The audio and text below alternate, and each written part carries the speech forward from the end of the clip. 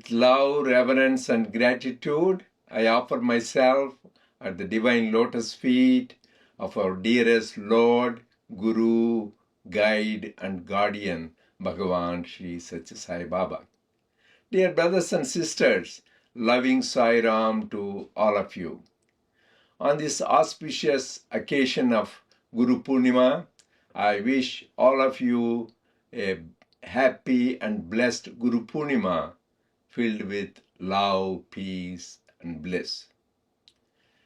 Spiritual seekers all over the world pay homage to the Guru on this sacred day for guiding them on the spiritual journey and showing them the way to God.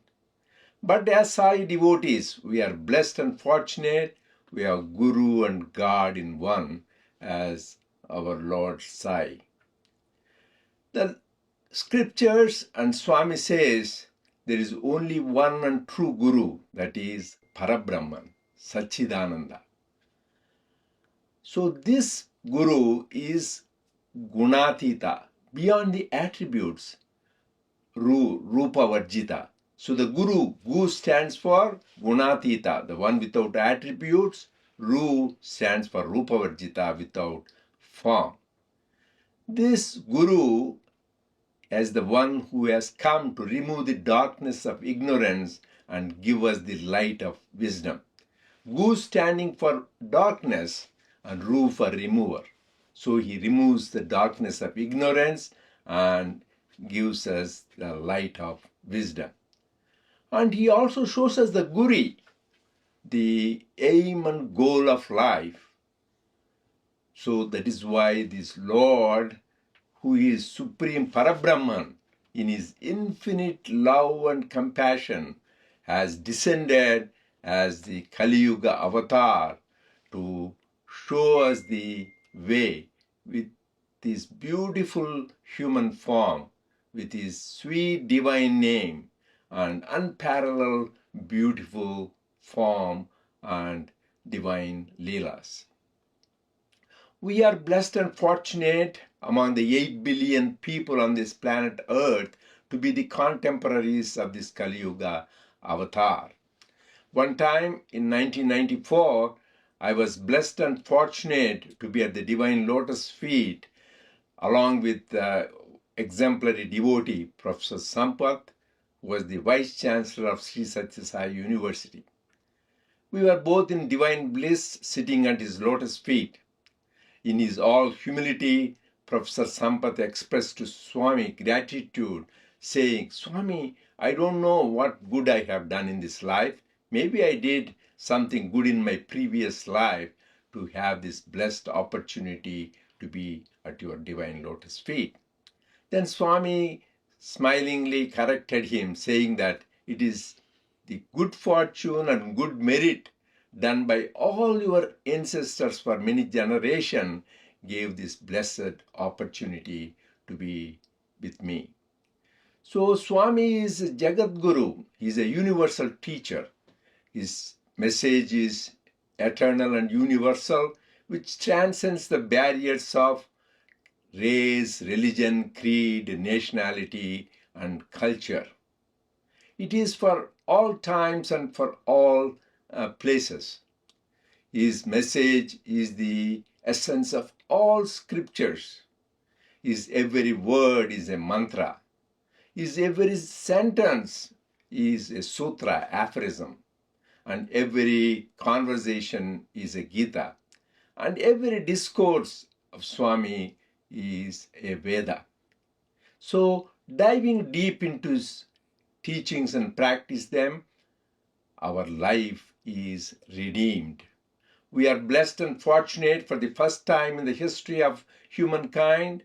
The talks, divine discourses, his writings as Vahinis, his conversations are all available in the print media, in the audio and video format for us to enjoy and make the best use of them. He is also the Paramaguru, he is Supreme Guru, Guru par excellence. And he is Gurunaam Guru, teacher of teachers. There are great saints like Abhedananda, Amrutananda, and Karunyananda. They came and considered him as their teacher. So he is the teacher of teachers. And he is Divya Guru. God come as a Guru. And he is Sadguru. He is the only true Guru, because Parabrahma Satchidananda is the only true Guru.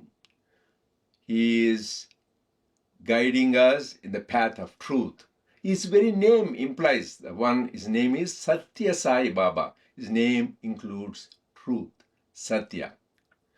And he has come, as I said, to show us the Guri, the target or goal of our life.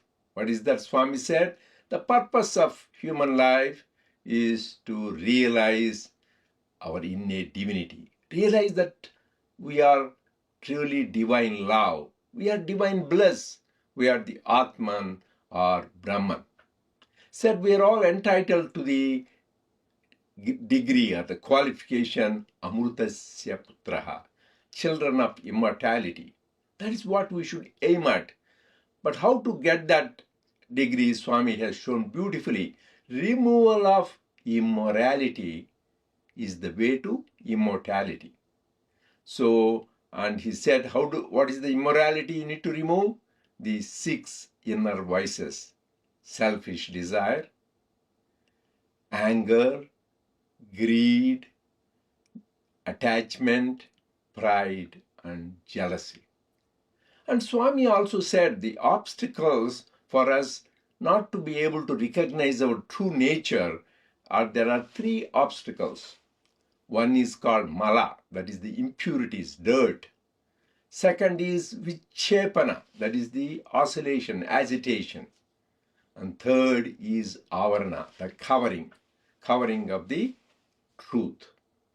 So he can give a beautiful example Swami gave. You go to a lake and you want to stand next to that and you see your reflection in the water. So when the water is clean, calm, and still, we can see our beautiful reflection. But where there is dirt in the water, you cannot see a reflection. That is mala. Or when there are ripples or waves in the water, our image is distorted. Or that is called vichepana. Or third is when the water is covered by algae or moss, you cannot see the reflection. That is called avarana, coverage. And how to get rid of that so that we really know who we are, we know our real nature. Swami, our Supreme Guru, has shown us the way. First one, to get rid of the mala, the path is path of Karma Yoga, the path of selfless service. Swami emphasized that the best way to love God is love all, serve all. Swami said service is love in action. And he says service to man is service to God. And Jesus Christ has emphasized that when you serve the least of your brethren, you are serving me. Then how to serve? Swami said service is giving food, shelter, water, clothing, education, and health care to the people in need. But it also implies that we speak kind, loving words or radiate loving thoughts. This is also service. But Swami said when you do a prayer, Samasta Lokas Sukhino Bhavantu, it is one of the greatest services you can do, because you are sending the loving thoughts to the entire universe, which includes all beings, living and non-living beings, planets, galaxies, and the universe. But when we do this service, Swami says, we need to importantly remember 2 things. The great obstacles is doership and enjoyership. The ego, that I am doing, and the attachment, this is mine, I want the results of the fruits. We should be very careful when we do the selfless service. I remember about 40 years ago, a group of devotees from USA enacted a drama in the Divine Presence in Purnachandra Hall. And it was very well received.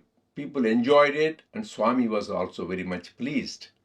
Next day, Swami came to the veranda and asked this coordinator of this drama, he asked him, who is the director for this play?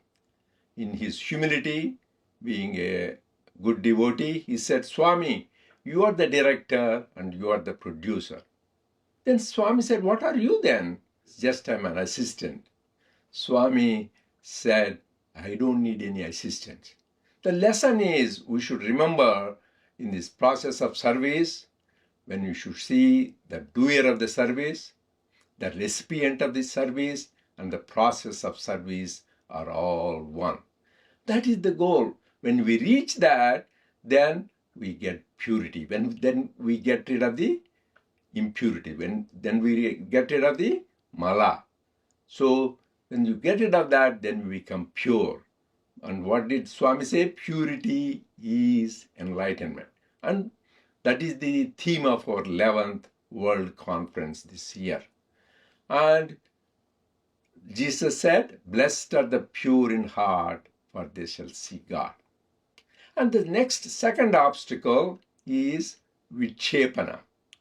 Vichepana is agitation of mind. The best treatment for that is having divine love. As Swami says, God is love, love is God, live in love.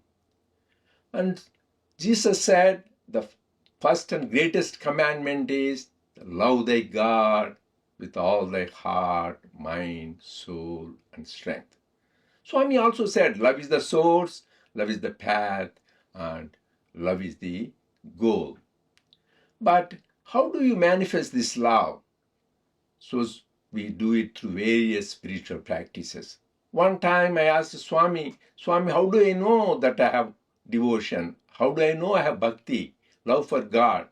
Swami said beautifully in Telugu, if you have tivra paritapam, if you have intense longing for God, like you are struggling for your last breath, if you have that kind of love, then God will appear and talk to you wherever you are.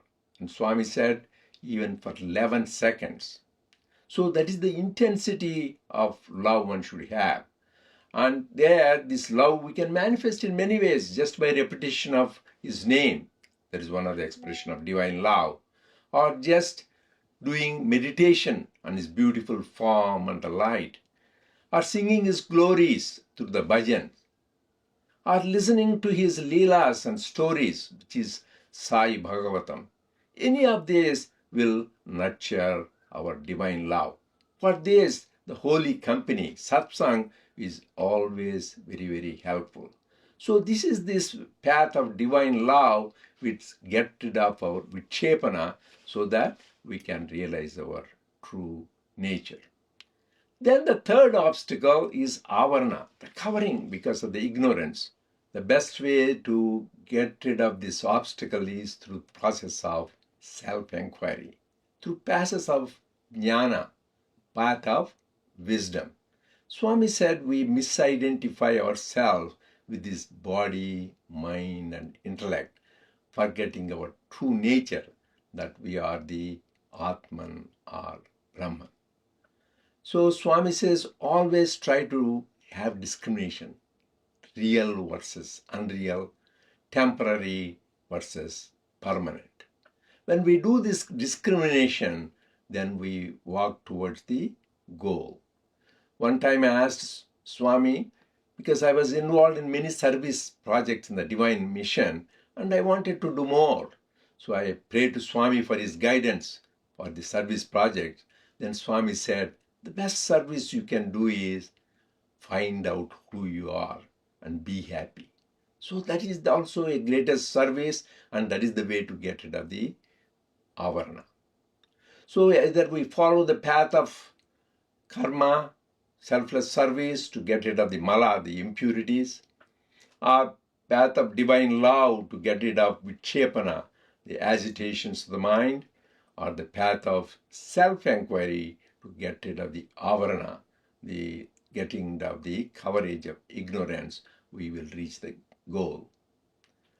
I pray to Swami to bless all of us with absolute and unwavering faith and pure, unconditional, selfless love, so that we reach the supreme goal of self-realization in this very lifetime.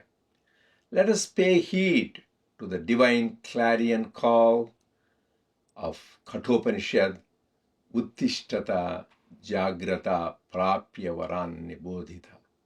Arise, awake, and stop not till the goal is reached. Jai Sai Ram.